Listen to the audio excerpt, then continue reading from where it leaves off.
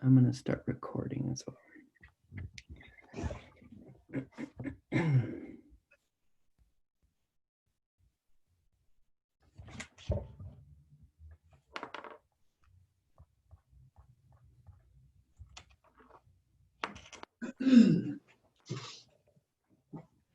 We've done a couple of these with our through the Oregon Office on Disability and Health, and it's not uncommon for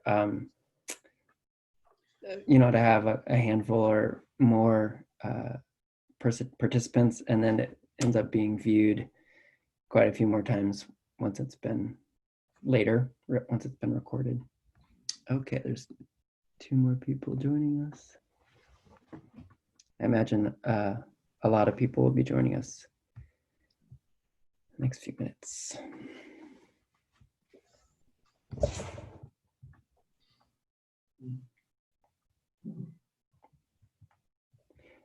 David, are you a musician? Yeah, or I used to be in a former life. Yeah, now I just have a bunch of instruments laying around the house that I can't play any of them very well, but it's but it's good for the kids. I try to encourage the kids to pick them up and make noise. Yeah. Great. All right. I see that. Let's see.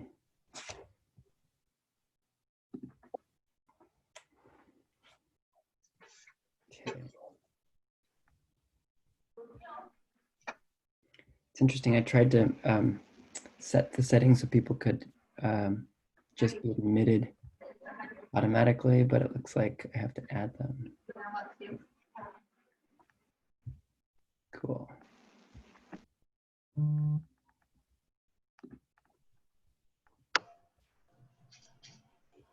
Okay. Welcome. Hey, Laura. Good to see you.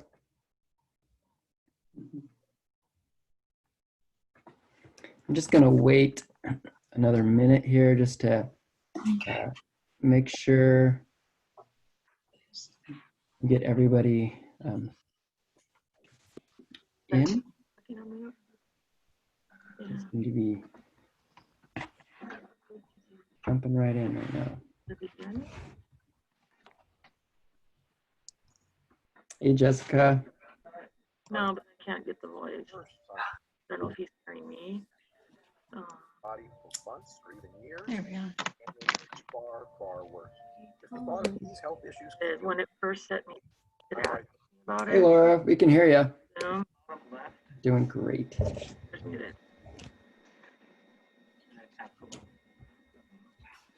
This? Yeah. All right. No, I'm still not. So it's when I. Yeah. No, I don't want that. Okay. Yeah.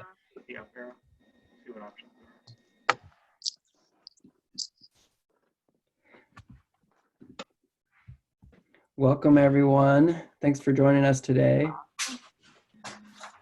You're on mute. I think we're going to get started. So it's about a minute after. We want to have enough time for questions at the end, and we kind of have a lot of content to cover. And I'm going to be hosting, so I'll be admitting people. So if, I'll keep my eyes kind of across the screen here. There's a lot going on. All right. Well, thank you for joining us for this webinar called Wheelchair Wellness.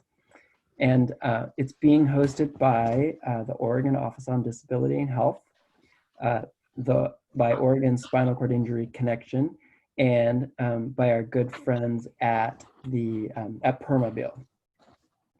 So I'll be co-hosting and facilitating.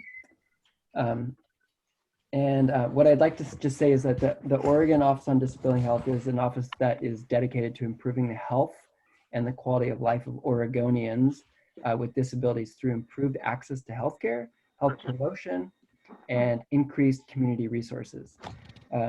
Oregon Spinal Cord Injury Connection, of whom I'm the director, is dedicated to promoting health, building community, and creating opportunity. And the people at Permobil manufacture state-of-the-art wheelchairs, wheelchair components, and seating technology, also known as complex rehab technology. And I would say, as a wheelchair user, I'm deeply grateful for this technology and professionals dedicated to the highest performing mobility devices, dedicated to keeping our devices moving. Without it, I would not have the independence and life I have. Many people using wheelchairs feel the same. And in large part, I owe a debt of gratitude to the dedicated professionals who keep us independent and moving. So today, as we get started, I just like to do a couple introductions, a little bit of housekeeping, and then a brief poll before we get started. So as way of introductions, or actually as way of housekeeping, I just like to ask everyone to mute your mics, and for those of you who can keep your cameras on, thank you. It's fun to see other faces as we talk. So the wonderful professionals that keep us in our wheelchairs moving and healthy here with us today are Catherine Sweeney and David Knight. So as way of introduction, Catherine has been a physical therapist for over 30 years, and she has worked at multiple clinical settings from level 1 trauma, acute care, acute rehab, and also outpatient therapy. She co-founded the Providence Wheelchair Seating Clinic in 2004, and she served as the primary wheelchair seating specialist within the Providence region of Oregon. So Catherine joined Catherine joined Permobil in September of 2019 to pursue her additional passion of improving client access to wheelchair seating interventions through clinical education. And that's what she's providing us today. David, if you don't mind waving for us, David. David has 27 years of experience working with complex rehab equipment and has been an ATP, which I'll let him tell you what that is. He's been an ATP since 2008. David started working with wheelchairs as a nursing assistant at the age of 17 by volunteering after his shifts at the Children's Hospital in the suburb of Chicago. Eventually, he took a job with a wheelchair supplier as a technician before transitioning to doing wheelchair and seating evaluations in 2003. He started with Permobil in 2011 with a move to Oregon to become the local territory representative. So today, they're going to share with us guidelines and best practices for cleaning and disinfecting, maintaining, and caring for our mobility devices and cushions. So thank you so much, Catherine and David. And I just want to make a few housekeeping notes. One is that we are recording this webinar, and that recording will be available on the Oregon SCI webpage, the Office on Disability Health webpage, as well as Permobil. This webinar is also being streamed live on the Oregon Spinal Cord Injury Connection Facebook page, so that's exciting. And then also there are closed captioning is available by clicking the captioning link in Zoom. But you can also go into the chat box, and we have a closed captioner there, and you can click the link, and those will give you access to that resource. And then if you have any questions during the presentation, feel free to raise your hand or type them into the chat box, and I will try to facilitate those questions to our presenters. And then finally, before I hand it over to Catherine and David, I would like to just do a brief poll. And that poll is to ask, let's see here. Nope, I don't want to do that poll. And this poll is just to get an idea of who's joining us today. So the question reads, we'd like to get a sense for who's with us today. How do you describe your relationship with wheelchairs and or assistive technology? Mark all that apply. And so you could mark, I am a wheelchair user, or my relationship is as a family member or friend, is as an advocate, as a student, as a service provider to the disabilities communities, as a state or county public health employee, as a healthcare professional, or other. So those are your options. It looks like we got most people has responded. Give it here just another couple seconds.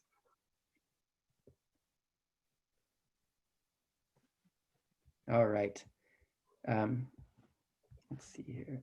And I'm going to end the poll, and I will share these results with you all. We have one wheelchair user. We have 3 family members or friends. We have several service providers to the disabilities communities, and then 4 state or county public health employees. So thank you everyone for joining. Catherine and David, I would love to turn this over to you guys, and I'm just gonna pop up our slide. That's good. PowerPoint. And I actually think that I did not share this while I was speaking, so many of you probably didn't see this, these slides. So this is Catherine and David, and there we go. All right. Well, I'm really, first of all, just want to say I'm very grateful to be here and spend this time with everybody that's on the call. I know everybody's, we're all going through this COVID-19 time together, and I hope everybody and their family and friends and community have been safe and able to get through. So I just wanted to start off with that. I just want to first start with an overview of what we hope to cover during this time, as well as leave time for questions, is to go over some top concerns with cushion selection in this setting of COVID-19. I want to go over cleaning and disinfecting procedures that are recommended by CDC, as well as some product pieces to think about, as well as thinking about what you're cleaning. So porous surfaces versus non-porous surfaces. So we're going to run through that. And then we also are going to touch on the effects of immobility during this time. So a lot of folks that are either at home and in bed because they're ill for a certain amount of time with the virus itself, or are just at home and less active than they used to be because of their normal activities being shut down, their jobs being at home now, and what the repercussions of that as relates to higher risk for skin issues. So we're going to touch on that. And then also manual and wheelchair care, maintenance, and tips in hopes of reducing service calls. So less people in the home, what things that you could do on a regular basis, even outside of COVID once that ends, but especially during COVID, so that your touches with the outside world are reduced to reduce your own risk. So next slide. Okay, give me just a second. Okay, here we go. Ding. That'd be our next slide. Let's go one more than that, I think. Here we go. Okay. So again, we're going to start with infection control. So during this time, we're obviously all very concerned about infectious control and about the spread for our own safety and the safety of our families, our friends, and our community. In general, we all need to be using caution. So everybody, this is on everybody's radar.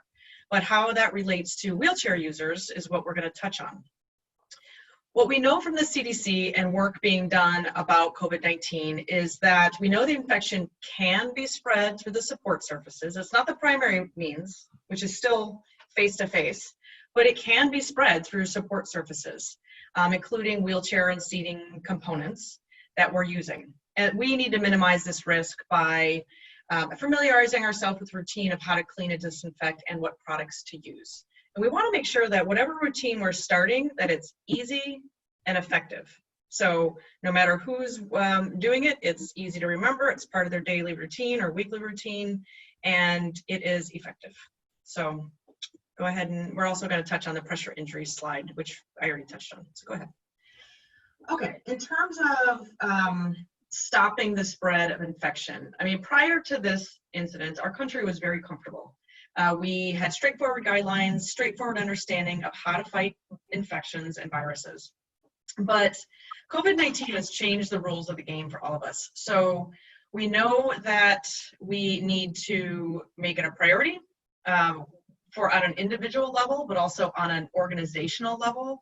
And that goes all the way from the top, you know, whether our government's prepared or not, as well as insurance coverage, as well as advocating for different routines and coverage for certain things if needed.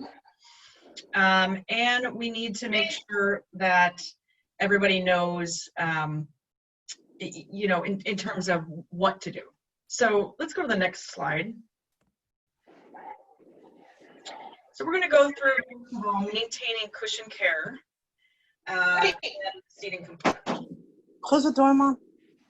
So we want to first make sure that everybody understands there's a difference between cleaning and disinfecting. So cleaning is really just maintaining, let's go to the next slide.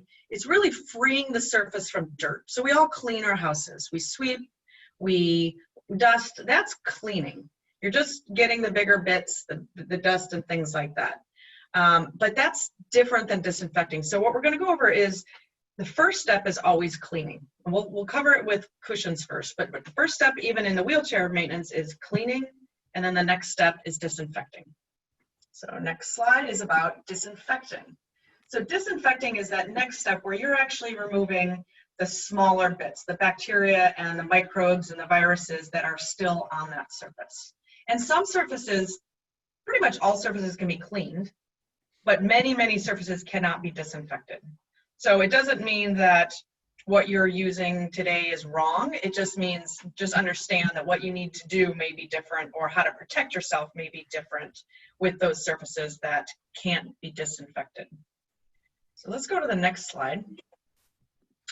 And I did want to post, this next slide is a website from the EPA, and it's a pretty lengthy 15-page compilation of chemicals that can be used to disinfect different surfaces. And I'm not showing it so that you have to look up your seat cushion, because it's not listed in that way. But it's just good to know that each manufacturer may have different recommendations than I'm going to touch on today. So it's good to consult your manufacturer's booklet on the seat cushion or on the chair, because they may have a specific routine that's different than I'm going to talk about today. Or there is this website, and basically it tells what active ingredient is in certain product, how much time to leave it on the surfaces, because that's important. Some things need 10 minutes to sit, some things need 3 minutes. And then also in what form it comes, so if it's a wipe or a concentrate that you have to dilute. So just FYI that this does exist for those that want to look up in more detail some different options. But today we're going to cover a very basic routine that is very effective. Okay, so the next 2 slides, really, again, going into the difference between cleaning non-porous surfaces and porous. So non-porous surfaces are, for example, fabric. Something can get through, it's an open cell material. Foam is an open cell porous surface.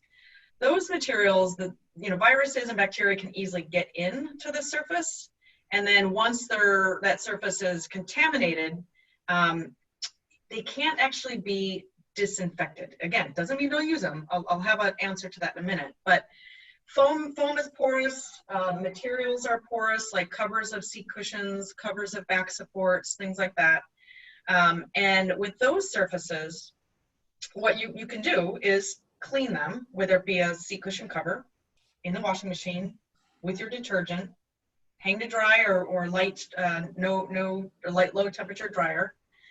But they can't, many foam cushions you can't throw in the washing machine. So many porous surfaces are not surfaces that can be tossed in the washing machine, especially if it's a cushion. The non-porous surfaces are really those surfaces that are, fully intact. A non-porous surface would be a hard plastic. A non-porous surface would be neoprene, some polyvinyl that it's just not going to get through. And those are wipeable surfaces that can be cleaned and disinfected. And those have a closed cell. So with those, you're going to clean it with a detergent, soapy water, let it, wipe it to dry, and then you're going to disinfect those surfaces, truly disinfect those surfaces, using a simple bleach water solution. And it's basically, the solution content is basically 1 part bleach, 9 parts water, or roughly a 1/3 cup of bleach to a gallon of water. And that's the solution that will truly disinfect non-porous surfaces. Now the key to that though is you got to keep that material wet for about 10 minutes for that to truly disinfect. So just, whether it be in a spray bottle, spray it down, let it just sit, and then wipe it. And that's truly the second step, the disinfecting. So cleaning with soap and water, whether it be in the laundry machine or wiping it down, disinfecting with bleach and water, 1:9 ratio. The next slide, it's just a transition slide. And again, this is exactly what I just talked about. Wiping those non-porous surfaces with detergent water and then spraying it down with the bleach and letting it sit. 10 minutes where it needs to sit. And then rinsing with warm water and air drying. Next slide.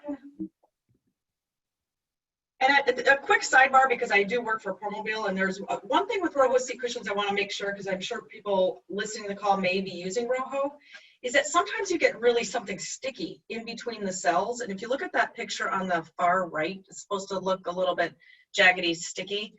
You want to make sure not to try to separate those cells when they're dry.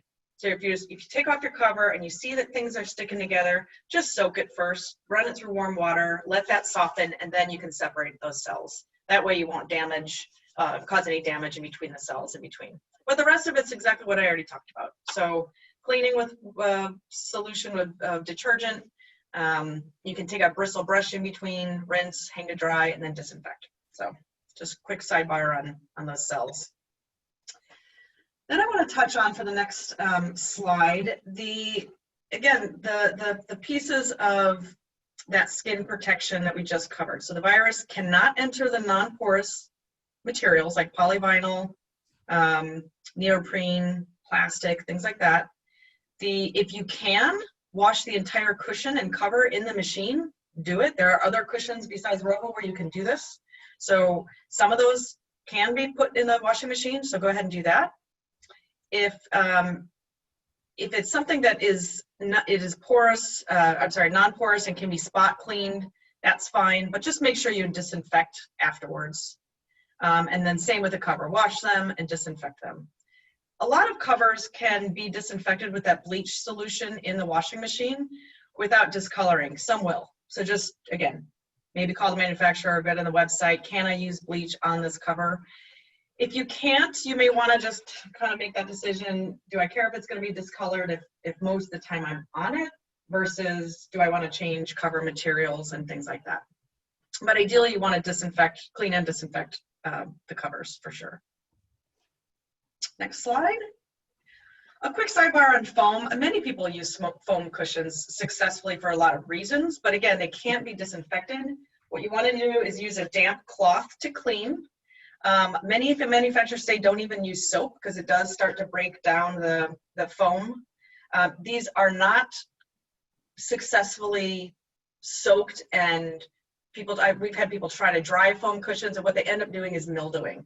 So spot cleaning only, and ideally, this is my pitch that we're going to try to make to insurance providers over the next few months, is that a lot of times cushions don't come with an incontinence cover, foam cushions.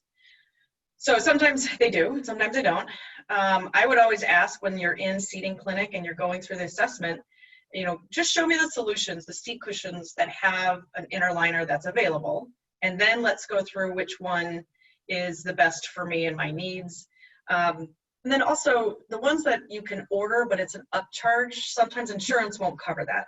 So I would ask your therapist to really pitch it in terms of, you know, it will reduce the risk of infection exposure if you can protect that cushion with an incontinence cover, that foam cushion, because that cover can be spot wiped, that cover can be washed, and that cover can be disinfected, but then it can seal that foam seat cushion. Now, again, I hope that in time we're going to find that there's no question after COVID-19 that insurance is going to pay for these covers without a question, because it's too important and this is such a high risk situation for all of us. So, but in the meantime, advocate for an incontinence cover, advocate for a second cover in general, because you want to get in the routine of washing your covers on a weekly basis at the very least, and you need a secondary cover ideally in the meantime. So in the overall spectrum of things, it's not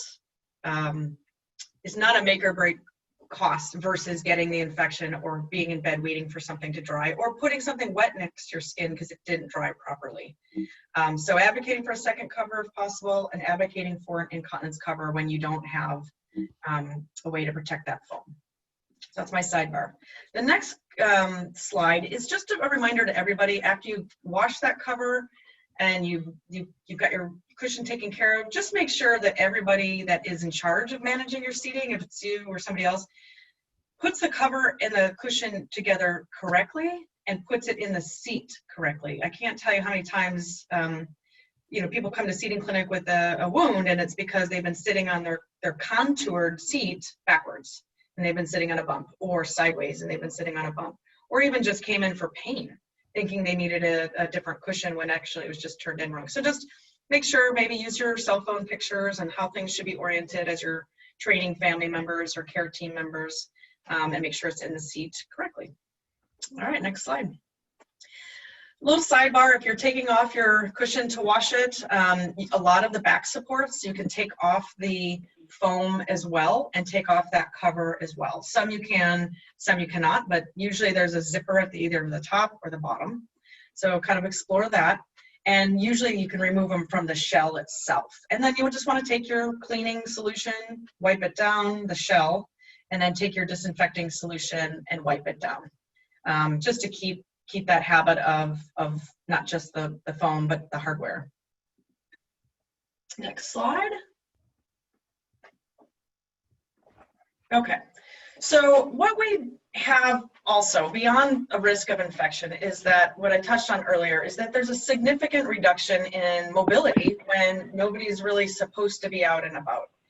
And so what happens is, for some people, that ends up being skin breakdown, because they're not transferring as often in and out of their car, or they're not reaching and shifting their weight as often because they're out of their job routines, or some of the routines that would keep them moving. So what we're trying to do is just put on the radar of everybody to somehow, you know, get into a home routine of working on your muscle strength, working on endurance if you can, if you've got any of the upper body ergometers, if you're able to use your upper body, or any type of routine that allows you to just stay moving, keep shifting weight. For those that are really sick, in the worst case scenario, and they're down with COVID, that's really when you're at much higher risk for getting the wounds. So again, we just want to look out for those things that might crop up during this time that is secondary complications to the virus. So just putting that on everyone's radar. Keep moving as best you can. All right, next slide. So the National Pressure Injury Advisory Panel in 2019 came out with a clinical practice guideline that's updated and new. And they did note that the number that, you know, besides kind of some pre-existing issues that set people up for pressure injuries, the number one issue that causes pressure injuries is immobility. So again, in this pandemic, if we don't kind of keep moving, we're going to cause some secondary problems down the line. All right, so now I want to go and introduce Dave. Dave, you're back online here, and let Dave take over from here. Can you hear me? Yep. Okay, cool. All right, excellent. Thank you, Catherine. So I'm gonna go into wheelchair specific maintenance at this point. Obviously, you know, we just talked about cleaning and disinfecting the seating surfaces. We're going to carry kind of the same principle through to the wheelchair cleaning and disinfecting. This obviously is a little more difficult as wheelchairs are not something that can be. I try to mute. I'm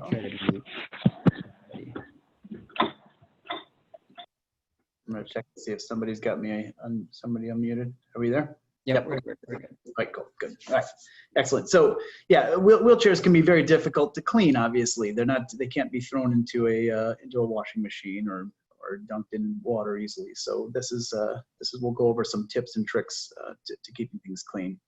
Next slide here. So, you know, we all have lots of things that we have to maintain and keep clean. This slide shows obviously vehicles. People wash vehicles and maintain their vehicles. We keep our homes clean. We keep our laundry and clothes clean. I mean, it's the same idea. You know, there's a certain amount of maintenance and cleaning required for wheelchair equipment.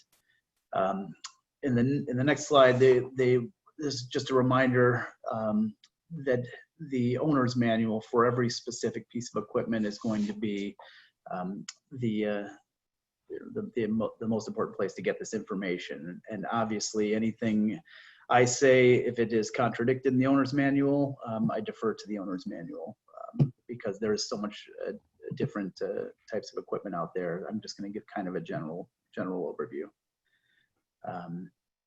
Okay, next slide. The first part of this is going to be cleaning. So again, like I mentioned, you can't run a power wheelchair through a car wash. Remembering, you know, what we touched on earlier, this is a two-step process. First we clean and then we disinfect. When cleaning a motorized wheelchair, you want a damp, not soaking wet rag. And never use flowing water such as a hose or a pressure washer. Obviously, there's sensitive electronics on these chairs, and although they're designed to resist water, obviously a flowing water or high pressure water can get into places it shouldn't, and it could cause problem. So a damp cloth or damp sponge, not saturated, with a mild detergent, some warm water, should be able to get the chair clean. I definitely, one of my own little tips for light cleaning, glass cleaner tends to work really well. Windex, something like that. It has a degreasing component, does not leave a residue behind, so it can be a nice way to do some touch-up cleaning. For light cleaning. Okay, next slide. So, you know, cleaning the outside of the chair, obviously, it's, you know, you're working on all the surfaces on the outside of the chair, and before cleaning the chair, you always want to make sure the power is turned off. One of the most common dirty places on a motorized wheelchair is the foot plates. They're just being at the bottom of the chair, they kind of can be a catch-all.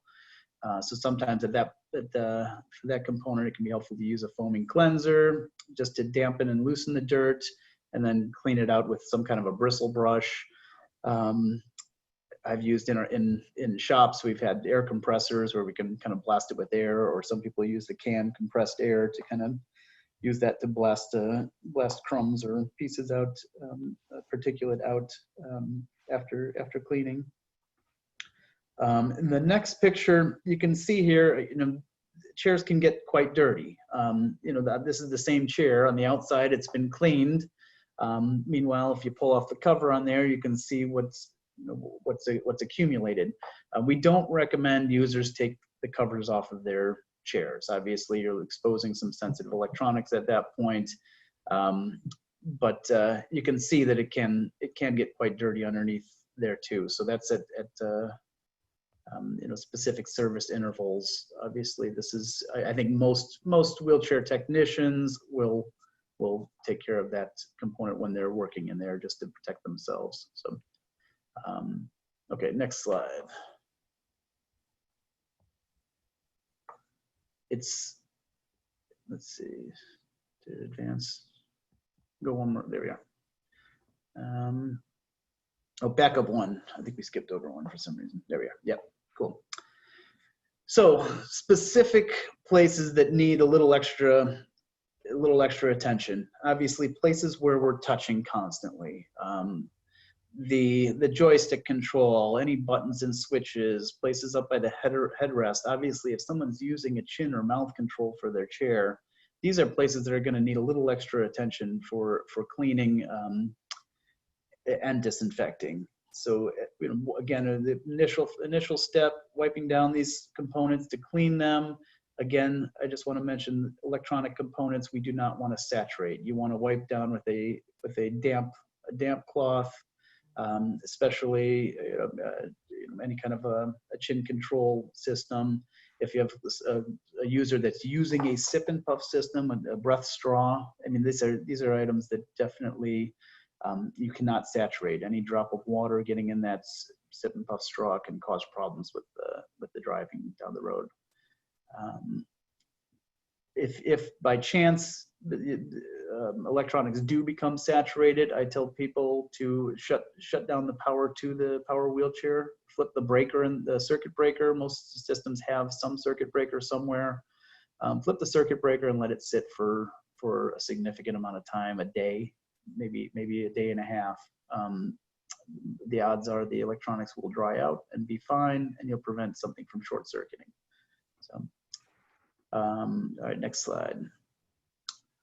So manual wheelchairs, likewise, same thing applies. You want to pay special attention to any of the components that are constantly being touched, whether it's wheel locks, the hand rims on the chair, specific parts of the frame. If someone's grabbing onto the front frame of their manual wheelchair to transfer, these are components that, again, a damp cloth, mild detergent to get them clean, and then going back over it with one of the recommended disinfecting cleaners that was on that list Catherine mentioned earlier. Okay, next slide. This is a picture of a manual wheelchair seat sling from above. This would be sitting underneath the seat cushion typically. Obviously you can see these can get quite dirty too. This would be something that would be worth saturating. I find that a soft bristle brush can get this upholstery clean well too. I would also mention, if you can see the Velcro, Velcro surfaces are all over wheelchairs, and they tend to pick up everything from string to hair to lint.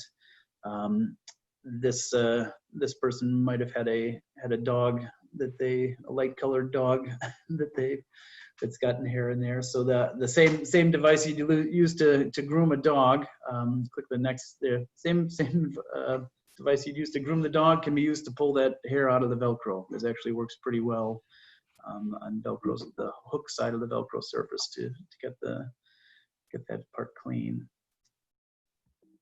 All right, next slide. This is worth cleaning on a manual wheelchair can get very tricky. On both power wheelchairs and manual wheelchairs, you have greased areas, you have lubricated areas, and they can pick up a lot of, because grease is kind of inherently sticky, it can pick up a lot of dirt. This is an axle of from a manual wheelchair. You can see it's picked up hair and grit and dirt. Obviously, it's a part of the chair we'd want to clean, but we don't want to force water into the bearings on here. That'll cause the bearings to rust. If we're rinsing off the lubrication, we're gonna have problems down the road, or at least affect the performance of the chair. So this you can clean these down. In this scenario, what I tell people, that stick with the damp cloth, wipe down the grease, wipe out any hair that's collected around the axles, and then reapply some lubrication before you're done into the bearings. And definitely be careful not to, this is a scenario we don't want to use pressure washers, or you don't want to use flowing water that could potentially force water into the bearings, because it's very difficult to get it out, and that can cause the bearings to rust and rob some performance from the chair. Go ahead and click the next picture there. We do recommend, as far as lubrication goes, something with silicone is typically the most accessible, easy lubrication to go with. This is a dry lubrication that will stay on the components. There's WD-40 brand silicone there. We do not recommend regular WD-40. It is not designed for long-term lubrication. It is a water displacement formula, and that's it. But this WD-40 with silicone, specialized lubrication with silicone is an excellent choice. But any type of a silicone-based lubrication is good, a good accessible lubrication for reapplying to manual wheelchairs. Now, I have to mention, on motorized wheelchairs, there are also lubricated components. That is a very different lubrication, and oftentimes it's a very specific lubrication. So if I tell people to avoid that part of the chair, avoid contact. None of that, the greased lubricated parts of a power wheelchair should be coming in contact with the user anyway. But I would say avoid those if possible. If at some point they have to be wiped down, make sure you contact either a wheelchair supplier to find out what type of grease, or manufacturer to find out what type of grease needs to be applied, or call them in to reapply it. You definitely do not want to leave a motorized wheelchair with grease components just cleaned off and not sufficiently greased. All right.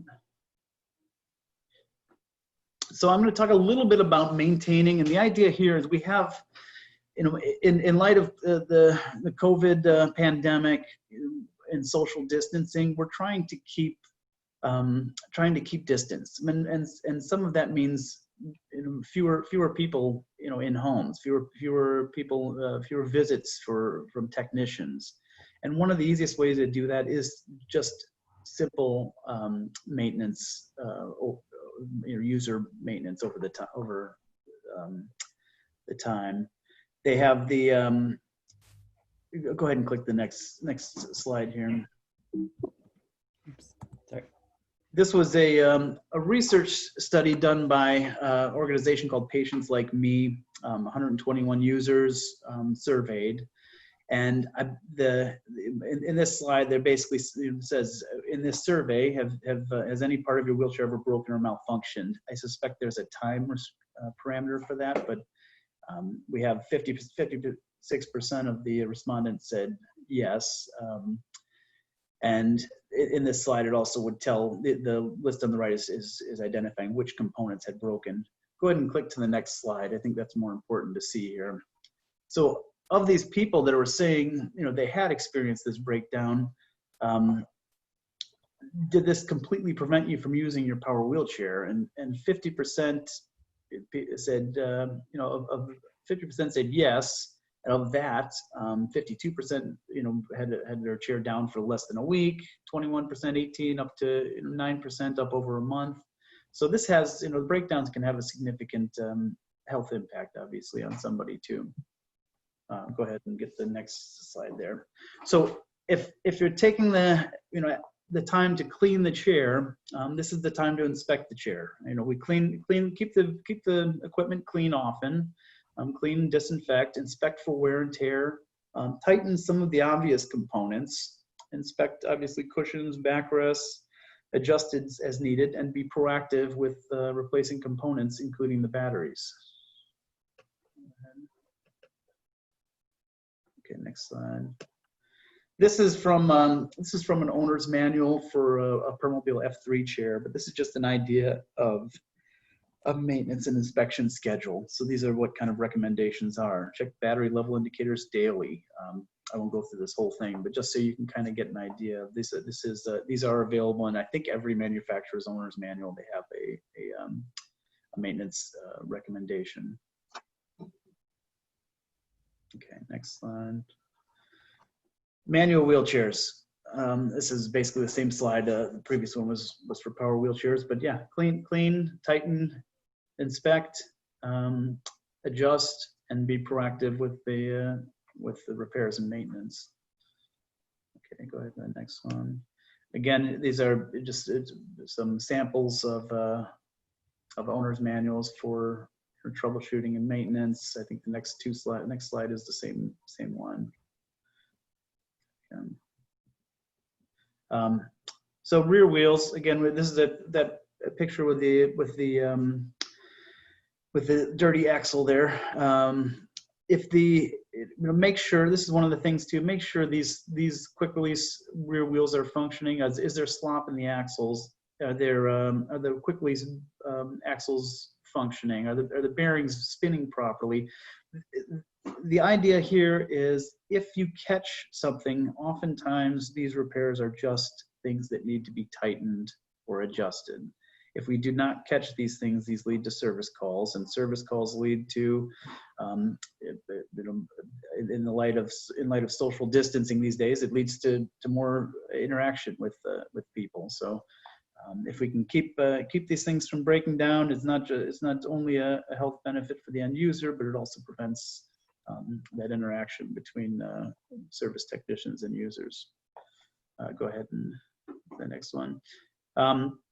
I always throw this in here. This is probably the most common robber of performance on manual wheelchairs. Always check tire pressure. This is how we get flat tires. Tires hold up really, really well if they are inflated right. If someone's running with low pressure in their tires, eventually it causes problems, can split the valve. And again, this leads to more service calls and more interaction with service technicians. Okay, and this is just a good tip. If you have an ability to keep something with you, if you have pneumatic tires, a patch kit and a pump, just keep that on you, because again, this is something that can make it can be an easy fix, but can also avoid having to call somebody else in to take care of these things. All right. So some other quick things, and we can skip through some of these slides as they get real specific. We'll kind of breeze through these quickly. But again, I want to mention that these are things that can be, a breakdown can be avoided if things are tightened up. Caster wheels, for instance, should swivel smoothly, but not freely. There should be some resistance in the swivel on there. They should not wobble or shake. If you're spinning the wheel, if the hair is built up in there, or if they're extremely dirty, you might see some resistance in the rolling action of the caster wheel, in which case those would need to be cleaned up and typically will work fine. If we do not clean them or take care of them, eventually the dirt will work its way into the bearings, and they will need to be replaced, or eventually, or at least it will rob performance from the chair and possibly lead to other breakdowns. All right. This is kind of the same. This is pointing to the caster fork again.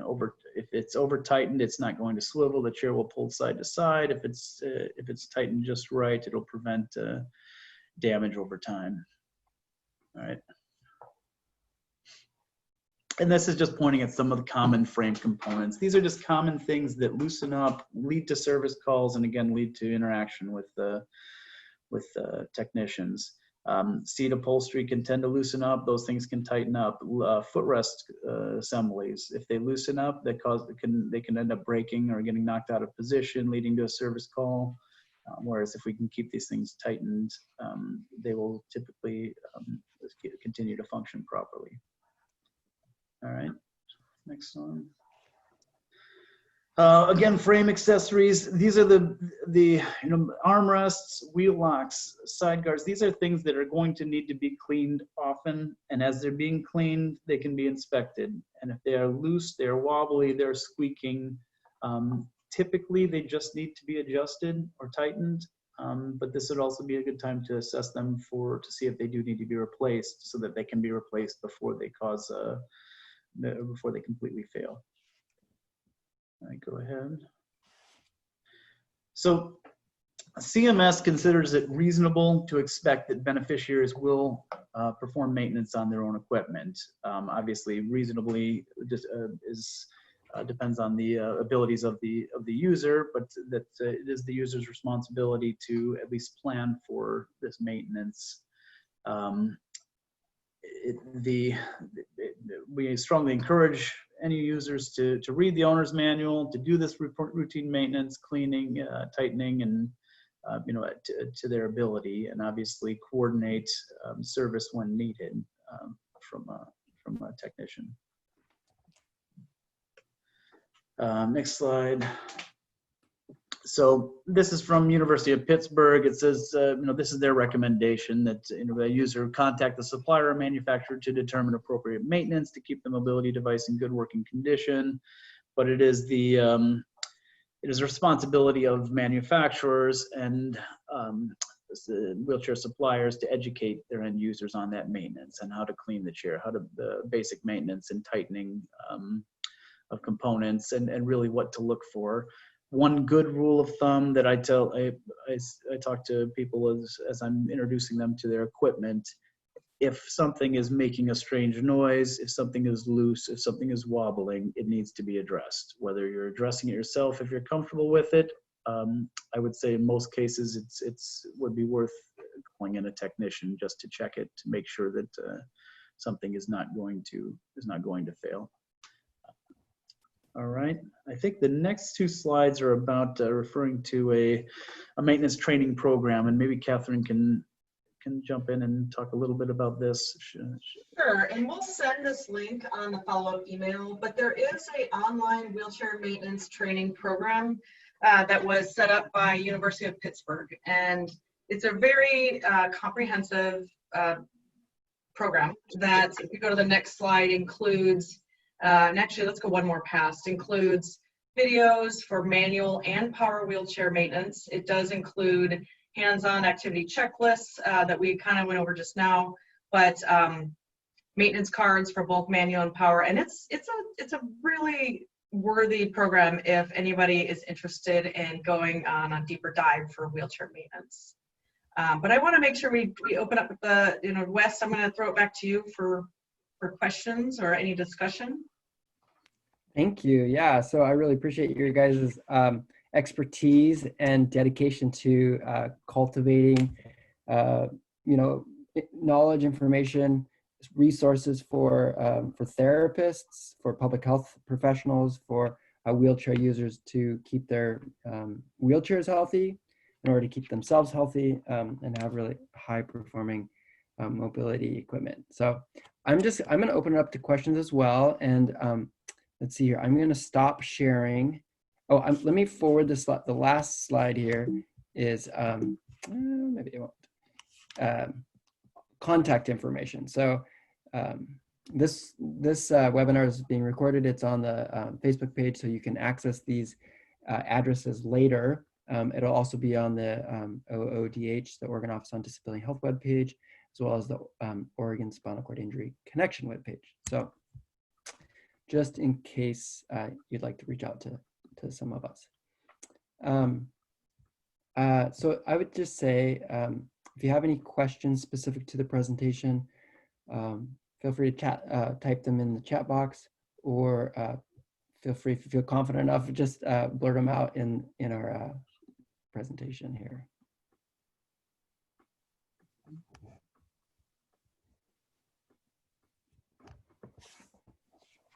Well, I'll start off with an observation. David, you had a slide there that showed that nearly 50%, I guess, nearly 50% of people who had their wheelchairs break down were out of commission, you would say, perhaps, for over a week, and some for over a month. Yeah. I guess in that graphic, you see, most of the people, majority of people, are under a week, which is great. But that leaves a whole range of people that are laid up for over a week or over a month, and that's really that's incredible. So I wonder if you could say just a little bit more about your Yeah, experience? I would say in most cases, when you get what I would call a catastrophic failure, and that that's a failure that results in the equipment being unusable. In most cases, it probably was avoidable. Now, in some cases it might not be, but if in most cases, if something had loosened up, there were symptoms. I mean, if I'm following up, looking at a component, I'm looking at it as saying, okay, this did not happen instantly. This was over several weeks. This was starting to wear, and then it failed. So it kind of goes into what I was mentioning earlier. If something doesn't seem right, have it checked, because oftentimes it is replacing a bolt. It is tightening up a bolt. It is that is what could have been done before that catastrophic failure happens. If someone had paid attention to it, because it's true. If something major breaks down in either a manual wheelchair or a motorized wheelchair that renders it unusable, it can be a real setback for somebody. I did hear once from one of the suppliers that when you do call in to your supplier about a repair need, and if you are down and the device is unusable, if you use the terminology, I'm in a hard down situation, or I am, it is, make sure they understand that it is a hard down, or it's just not usable. They may be able to bump you then up higher on the list if they understand that you are down. That's very helpful. Mm-hmm. Because I hear that from people in the spinal cord injury community that the complex rehab technology service providers in the area are maxed out. Yeah, and for a lot of reasons, but some of it's due to that the competitive bidding process that doesn't reimburse them enough to be able to hire enough providers to give the service that we need. But yeah, when they're down and they just can't even get to the person on the other end of the line, it's really frustrating. So that kind of terminology is very, very helpful. It's also what I was trying to talk about when I was in the seating clinic is that also recommending, the very minimum once a year, and the general maintenance schedule we went over has that once a year, go in and even just put it in your phone, an annual reminder to have your device taken in and go through its 19-point inspection if it's a power chair or whatever for the manual. Just have them bring it in. They're going to clean it for you and they're going to tighten everything up. So that should just be part of everybody's routine. Don't wait until something breaks. Just be really proactive about that once a year, once over, full over thing. That helps. Yeah. Thank you.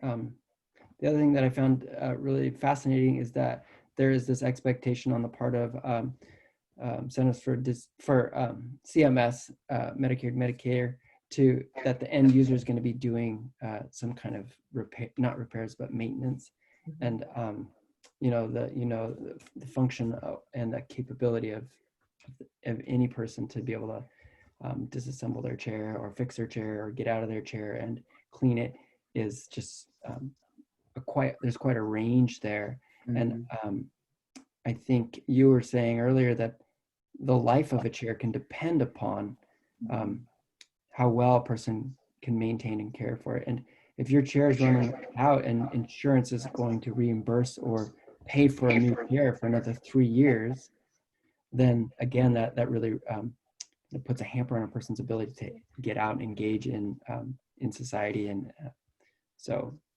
I can see a couple different complications there. A lot of caregiver hours are being decreased, so maybe that's one of the things is if you do need help with that, to advocate for hours for upkeep of the equipment that insurance is expecting you to upkeep. But I need some people need help to do it, but if they're not given the hours to do that and their hours they're given are already stretched so thin, we got to figure out some way to do it differently. David, I'll let you have the last word here. Wes, Yes. this is Jan. For that yearly maintenance, a lot of times your insurances will not cover that. Mm-hmm. Is there a way that you should present it or tell them to code it so that it will? Because it's expensive. Yeah, that's a good question. And you know, that's it's kind of a constant struggle. I think you know, kind of just jumping back to that CMS expectation, like West said, there's a huge range of you know, abilities for different users. And I think the expectation is within reason. I think when I see guidance like that from CMS, I usually find that it's there to as kind of a catch-all for somebody. So somebody couldn't come back saying, well, it's not my responsibility to do this chair because I can't do it. So I think, you know, that's I would interpret it at least that way. That it's still it's putting some onus on the user with kind of a broad understanding of what their abilities are going to be. Now, as far as getting the getting a preventative maintenance visit paid for, yeah, that's probably a pretty tricky thing. I mean, I always encourage people to try as it's needed, but I mean, we oftentimes run into problems getting vital components for wheelchairs paid for by insurance companies. You know, it's kind of that next step to try and get to the point where they're doing preventative maintenance. Well, David and Catherine, for Jan's help, or just to respond to her question, I'm wondering if you do come across some kind of resource that can help a person get their equipment maintained regularly if they don't have the function or the knowledge to do it, please, you know, pass it along to us and we will share it with the group. Yep. I'm gonna stop us here. I want to do a brief poll of the group before we sign off. And the poll here is, let's see, asking you just to briefly evaluate our webinar. So there are 2 questions. The first question is, please rate how helpful this webinar was to you. Was it very helpful, moderately helpful, slightly helpful, or not helpful? And then the second question there is, please select your level of agreement with the following statement. I am satisfied with this webinar wheelchair wellness webinar. Too many W's there. So thank you very much for taking time to respond to those questions. And yeah, Catherine and David, I really appreciate your time and your expertise and knowledge. We'll put those resources on our websites, and this recording will also be available. So Great. Thank you for having us. I really appreciate meeting everybody. At least getting a chance to touch base and get to know people a little bit, hopefully. Yeah, thank you. Thank you. I'm going to give a few more people a few more minute or so here to respond. And it looks like people are signing off. Great. I think we I know you did put our contact information in that slide, but if anyone has anything, feel free to email. I'm happy to help go more in depth. Great. I'm gonna just take a screenshot of this. All right. Well, Catherine and David, thank you so much.